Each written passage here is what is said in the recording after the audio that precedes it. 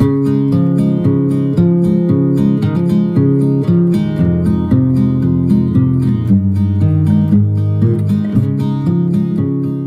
was the volunteer coordinator intern. So I basically looked after all of the volunteers and the other interns while they were in Cusco. I was like the contact person if they had any issues throughout their stay.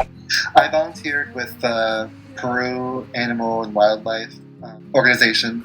It's PAWS, P-A-W-S. It was for a week. It was mostly a dog shelter, but they did have other animals there. They had cats, they had a horse. I would say probably 80 to 100 dogs on the site. It was basically this man's backyard. He had turned into an animal shelter, and he knew their personalities really well. Like, he would keep the hostile ones apart from the really calm ones, and basically it was just to care for them, because on the streets in Peru the dogs just run wild and there's so many, and so he saves them and gives them a better life by giving them enough food and shelter and making sure they're safe. And a lot of times people come to him to adopt dogs. Basically, the program is all about taking care of these animals, making sure they have a better life. We'll start with the Amazon one. That's one of Globalteer's partner projects. It was founded and run by a woman called Magali, who is one of the loveliest people you've ever met. The shelter mainly has howler monkeys. Just after I left being at the project, they got to release quite a few of them back into the wild. So that's kind of the main thing they do there, is that they take animals. Normally they're animals that were pets, and so they've been confiscated from people by the government or by police, and then they are given to Magali, and they ask her to take care of them. So she rehabilitates them. Often they've been in like horrendously mistreated and need like medical attention. And then the final project is Picaflor House, which was founded by Globalteer himself. And so it's an after-school project.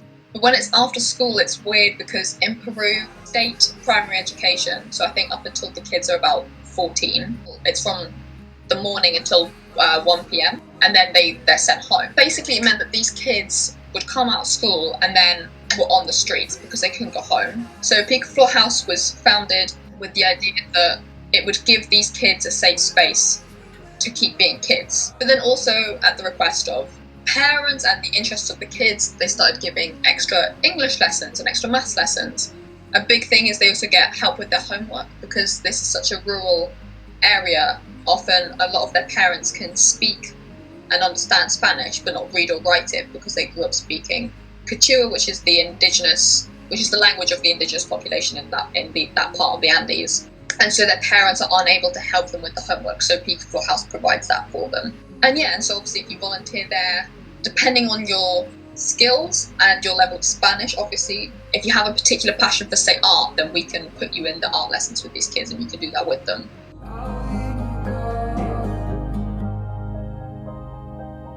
Immediately the work is a lot more interesting. And I did find that even when I was doing the boring stuff in the office of answering emails, it's easier to be motivated knowing it's a big deal, for me to suddenly up my life and move to the other side of the world where I know 0 people. But it didn't seem scary because they make it very clear that they're there for you and that you're going to have some kind of support system when you're there, especially with the house that we were all in. So it was like we were kind of like a little family, all of us, and we would, do things together. We would travel around like on our weekends to other parts of the country.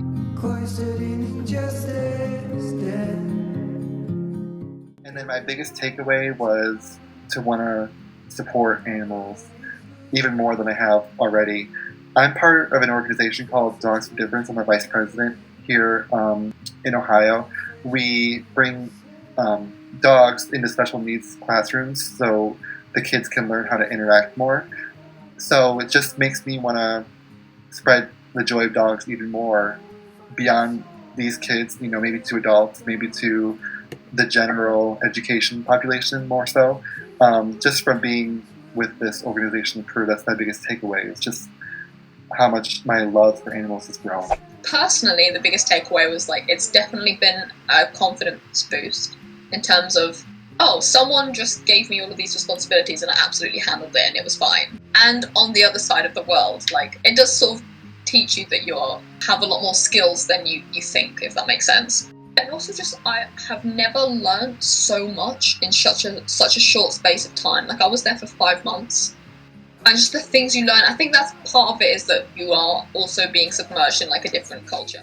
You have the opportunity to learn not only about sort of a professional workplace, but also about like another way of life as well.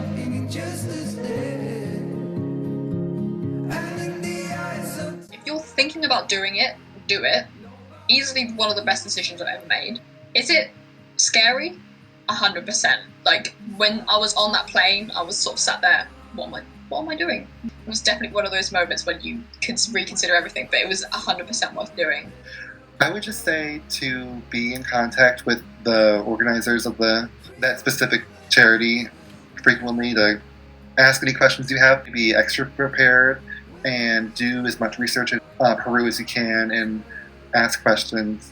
The one thing I kind of overlooked was the water situation. I didn't realize that drinking water was not safe in Peru. I probably had read it a couple times, but it didn't really jump out at me in like a lot of articles I was reading. So that was a big surprise to me when I got there, was that you can't drink the drinking water. You have to live off of water bottles. Yeah, I would just say do your research and ask questions. Especially for interns, when you're there for a longer period of time than if you're just a volunteer, definitely make the most of the opportunities to travel within Peru, because it is, I think, the most beautiful place I've ever been. So obviously I was in Cusco in the middle of the Andes, and there you have like the obvious things, like you have Machu Picchu, but then you also have things like Lake Titicaca is also in the Andes, you know, a huge lake on the border with Bolivia. And I think in terms of real world experience, like, it does not get better than that. So you will grow in the professional sense as well as, I think, as a person.